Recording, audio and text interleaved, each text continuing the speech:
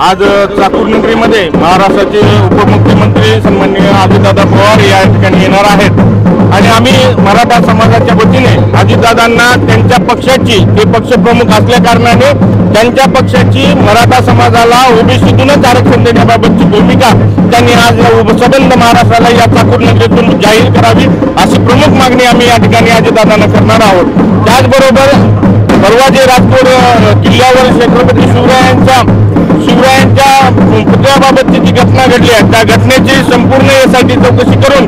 दोषींवर तात्काळ कारवाई करावी आणि ज्या काही निकष त्यांनी त्या पुतळा उभारण्यासाठी लावले त्या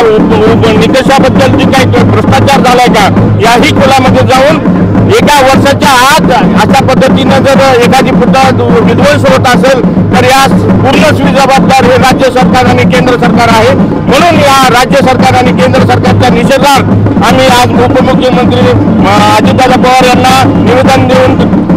या घटनेचा जाहीर निषेध करणार आहोत आणि ज्या काही दोषी लोकांना आहेत त्यांच्यावर कठोरात कठोर कारवाई करून त्याच ठिकाणी शिवरायांचा महाराष्ट्राला अभिप्रेत असणारा पुतळा त्या ठिकाणी पुनर्बांधणी करावी अशी मागणी आम्ही या ठिकाणी करणार आहोत।